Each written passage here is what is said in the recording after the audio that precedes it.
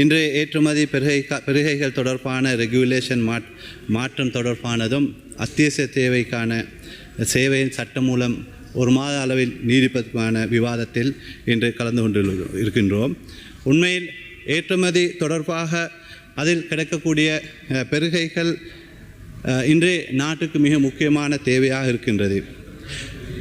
இந்த விவாதத்தில் நாங்கள் கண்டோம், பலருமாக பலவிதமான கருத்துக்களை முன்வைத்தார்கள். இந்த அரசாங்கத்தை நாங்கள் அமைக்கும் போது இந்த நாட்டில் பல்வேறுபட்ட இறக்குமதிகள் தடை செய்யப்பட்டிருந்தன. மிக முக்கியமாக சொல்வோமாயின் வாகன இறக்குமதி தடை செய்யப்பட்டிருந்தது. எமது பொருளாதார ஸ்திரத்தன்மையின் காரணமாக நாட்டில் மக்களுக்கு தேவையான அனைத்து பொருட்களையும் இறக்குமதி செய்யக்கூடிய சந்தர்ப்பத்தை எமது அரசாங்கம் வழங்கியது. பல்லாயிரக்கணக்கான வாகனங்கள் இறக்குமதி செய்யப்பட்டன. இன்றைய சூழ்நிலை மிகவும் வித்தியாசமானது. எமது நாட்டில் மட்டுமல்ல இந்த பிரச்சனை இருக்கின்றது. இன்றைக்கு பாரிய பொருளாதாரத்தை கொண்டு அமெரிக்காவாக இருக்கலாம், எமது அண்மை நாடு இந்தியாவாக இருக்கலாம், பல்வேறுபட்ட பொருளாதார பாதுகாப்பு திட்டங்களை அமுல்படுத்தி கொண்டிருக்கின்றது. எங்களுக்கு தெரியும், பிரதமர் மோடி அவர்கள் நாட்டு மக்களிடம் வேண்டுகிறார்கள், எமது இந்த பொருளாதார இக்கட்டான சூழ்நிலை நாங்கள் அதை பாதுகாப்பதற்கு, எமது பொருளாதாரத்தை பாதுகாப்பதற்காக வெளிநாட்டு பயணங்களை குறைக்குமாறு வேண்டுகிறார்கள். எனவே இது ஒரு தற்காலிக பிரச்சினை. இந்த பிரச்சினை ஒரு நாளும் எமது நாட்டுக்கு ஒரு அச்சுறுத்தலாக இருக்கப் போவதில்லை. இந்த பிரச்சனையில் அரசாங்கம் தலையீடு செய்து தீர்க்க முடியுமா இருந்தால் நிச்சயமாக மக்களிடம் அல்லது ஏற்றுமதியாளர்களிடம் வேண்டப் போவதில்லை. தித்வா சூறாவளியின் போது நாங்கள் ஒருபோது மக்களை நோக்கி உங்களது பக்கத்தில் நீங்கள் அரசாங்கத்துக்கு ஒன்று செய்ய தேவையில்லை, பாதுகாப்பாக மட்டும் இருங்கள், நாங்கள் உங்களுடைய தேவைகளை நிறைவேற்றுவோம் என்று கூறினோம். ஆனால் இது எமது நாட்டிற்குள் உள்ள ஒரு பிரச்சனையாக இல்லை. இது எமது நாட்டு பொருளாதாரம் அல்லது எமது அரசாங்கமோ அல்லது தனிப்பட்ட ஒரு நாட்டினால் இதை கண்ட்ரோல் பண்ணக்கூடிய ஒரு பிரச்சனையாக இல்லை. இது சர்வதேச மத்திய கிழக்கில் ஏற்படுகின்ற போர் சூழலினால் ஏற்பட்ட பிரச்சனை. எனவே அரசாங்கம் தலைமைத்துவம் வகித்து நாட்டு மக்கள், ஏற்றுமதியாளர்கள், நாங்கள் அனைவரும் சேர்ந்து இந்த பிரச்சனைக்கு நாங்கள் முகம் கொடுத்தால் மாத்திரம்தான் எமது பொருளாதாரத்தை எங்களுக்கு பாதுகாக்க முடியும். எனவே இதை அரசியலாக்கி, இது பேசுவதற்கு வார்த்தைகள் இல்லாமல், குறை சொல்வதற்கு விடயம் இல்லாமல் இன்று இந்த சூழ்நிலையை ஒரு விகாரமாக்கி கொண்டிருக்கிறார்கள். இவர்கள்தான் எமது ஏற்றுமதியாளர்கள் அவருடைய உள்ளத்தில் அச்சத்தை உருவாக்குகின்றார்கள். இது ஒரு தற்காலிகம். எனவே நான் நினைக்கிறேன், இந்த நாட்டின் அனைவரும் பங்களிப்பு செய்யக்கூடிய ஒரு தருணம். எனவே இந்த அனைத்து தரப்பினருக்கும் நாங்கள் மிகவும் வினயமாக வேண்டுகின்றோம்.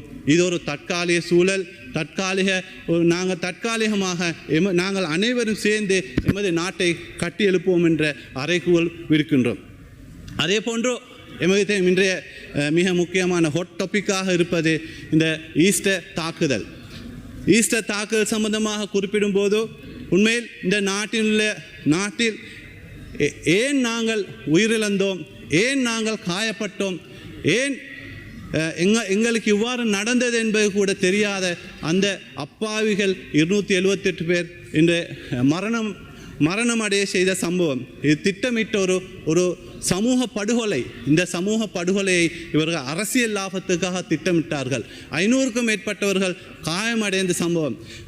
மொத்த முஸ்லிம் சமூகமும் இந்த ஈஸ்டர் தாக்குதலின் பின்னால் பாதிக்கப்பட்டார்கள். இன்று இந்த ஈஸ்டர் தாக்குதலை திட்டமிட்டவர்கள் அவர்களை பாதுகாப்பதற்காக பல்வேறு நாடகங்களை அவர்கள் முன்னெடுத்துள்ளார்கள். இந்த நாடகத்திற்கு இவர்கள் விலை போகிறார்கள். நாங்கள் கண்டோம், எமது நாட்டில் 52 நாட்கள் கொண்ட ஒரு அரசாங்கம் இருந்தது. எமது முன்னாள் ஜனாதிபதி மைத்திரிபால சிறிசேன அவர்கள் காலத்தில் இந்த 52 நாட்கள் கொண்ட அரசாங்கம் ஒரு பிழையான முறையில் உருவாக்கப்பட்டது.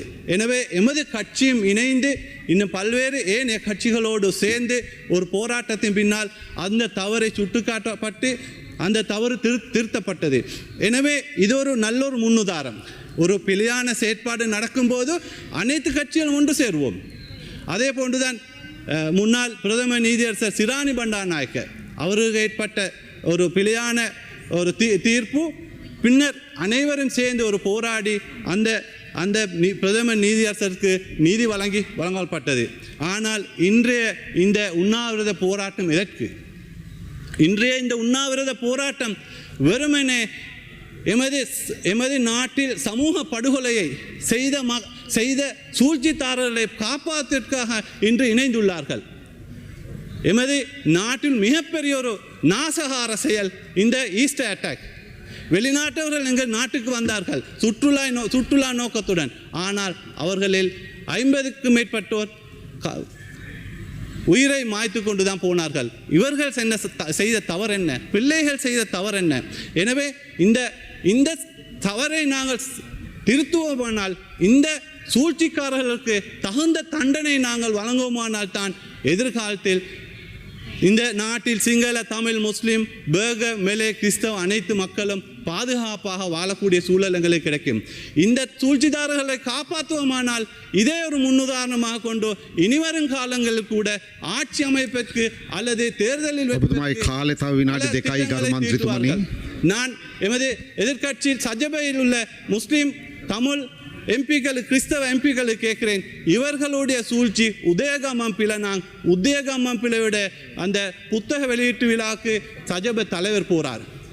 இந்த பிரதான சூழ்ச்சிதாரர் இந்த இனவாதத்தை கக்கியெழுப்பக்கூடிய மிக பிரதான பிக்குகள் கலந்து கொள்ளக்கூடிய அல்லது இந்த ஈஸ்டர் தாக்குதல் சூழ்ச்சிகளுடைய அவர்களுடைய அந்த கூட்டங்களுக்கு இந்த சஜபையின் செயலாளர் போகிறார்கள். அவர்கள் சஜபையில் உள்ள முஸ்லீம் பாராளுமன்ற உறுப்பினர்கள் இவர்கள் தமது தலைமைத்துடன் கேட்க வேண்டும். அவர்களோடு எவ்வாறு இவர்கள் ஒன்றிணைந்து பயணிப்பார்கள்? தலைவர் போகிறார். ஈஸ்டர் அட்டாக்கில் அது சம்பந்தமான பிழையான ஒரு பதிவை வழங்க புத்தக வெளியீடு. இரண்டாவது, அந்த கோட்டாபய ராஜபக்ச அவர்களுக்கு பிரயாண தடை விதித்ததும் சஜபையின் செயலாளர் போகிறார் அவர்களை காப்பாற்ற. அப்போ தனக்குள்ளே ஒரு நம்பிக்கை இல்லாத பயணம். நீங்கள் முஸ்லிம் புத்திஜீவிகள், உலமாக்கள், பாராளுமன்ற உறுப்பினர்கள், முழு முஸ்லிம் சமூகம் பாதிக்கப்பட்ட அந்த ஈஸ்டர் தாக்குதலில் அதில் சூழ்ச்சிதாரர் காப்பாற்றுவதற்கு எவ்வாறு உங்கள் தலைமைத்துவம் செயற்படுகின்றது? இந்த கேள்வியை நாங்கள் உங்களிடம் கேட்க வேண்டும். நாங்கள் கேட்கின்றோம், இந்த நாட்டில் முதலாவது நாங்கள் அரசியலையும் பதவிகளை நாங்கள் ஆசைப்படக்கூடாது. இந்த நாட்டிற்கு தேவை மனித நேயம். நாங்கள் நாட்டை நேசிப்போம், எமது நாட்டு மக்களை நேசிப்போம். பிறகு நாங்கள் அரசியலில் அல்லது எங்களது பதவி சம்பந்தமான ஆசையை நிறைவேற்றுவோம். ஆனால் துரதிர்ஷ்டவசமாக எமது எதிர்த்தரப்பு இன்று தனது அரசியல் லாபத்துக்காக தனது பதவி யாரோடையும் கூட்டினதை நாங்கள் இன்று காணக்கூடியதாக உள்ளது. நாங்கள் தேசிய மக்கள் சக்தி ஒருபோதும் அந்த மோசமான கூட்டங்களோடு சேருவதில்லை. இறந்த காலத்தில் நாங்கள் பார்த்தோம், நாங்கள் பிழையை திருத்துவத்துக்கு ஒன்றிணைந்தோம். ஆனால் இன்று எந்த நிலையிலும் அரசாங்கத்துக்கு எதிரான செயற்பாட்டில் இந்த முஸ்லிம் பாராளுமன்ற உறுப்பினர்கள் கொண்ட அந்த தலைமைத்துவம் அதோடு சேர்ந்து செயற்படுகிறது. அவர்களுக்குள்ளே கேள்வி கேட்க வேண்டும் என்று கேட்டு விடைபெறுகிறேன். நன்றி. மேலதிக செய்திகளுக்காக எமது யூடியூப் தளத்தை சப்ஸ்கிரைப் செய்யுங்கள்.